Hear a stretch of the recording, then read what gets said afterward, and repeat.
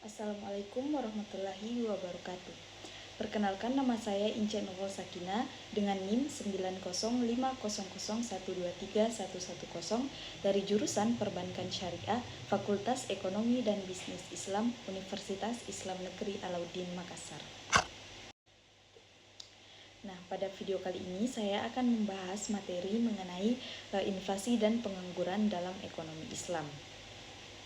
Nah, adapun materi pertama yaitu definisi inflasi dan pengangguran. Nah, apa sih inflasi itu? Inflasi itu sebagai a rise in the general level of process. Nah, yang berarti inflasi ini merupakan kenaikan harga secara umum dari barang atau komoditas dan jasa selama periode waktu tertentu.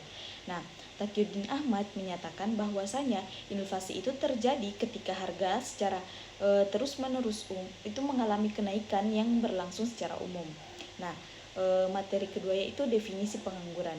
Nah, pengangguran itu adalah seseorang yang termasuk dalam penduduk aktif yang sedang mencari pekerjaan namun belum mampu melakukannya.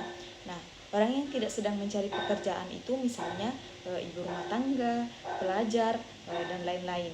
Nah, yang karena sebab apapun itu dia belum mempunyai atau belum membutuhkan pekerjaan. Nah, yang selanjutnya itu penyebab dan indikator inflasi. Nah, penyebab inflasi ada beberapa faktor-faktor utama terjadinya inflasi di Indonesia.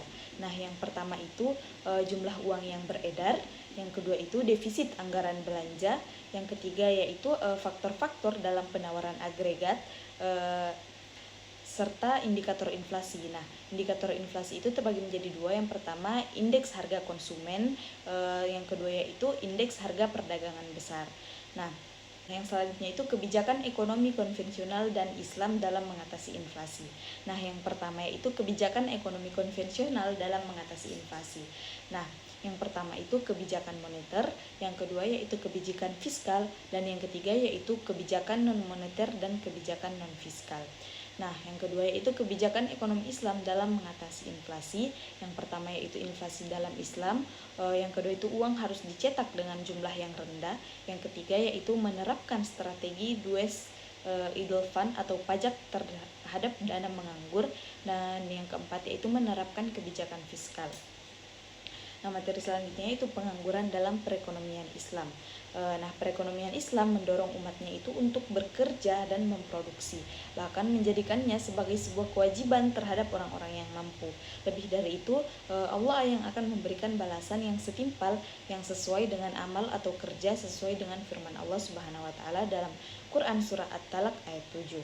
Nah, materi selanjutnya itu hubungan pengangguran dan inflasi. Nah, menurut para ekonom Islam, inflasi itu sangat berakibat buruk bagi perekonomian karena inflasi dan tingkat pengangguran itu merupakan indikator penting untuk menilai kinerja ekonomi suatu negara.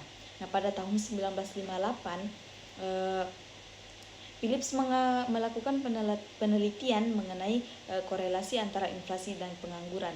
Nah, hasil penelitiannya itu menunjukkan bahwa terdapat hubungan negatif antara inflasi dan pengangguran, di mana tingkat pengangguran yang rendah itu akan menyebabkan tingkat inflasi yang tinggi.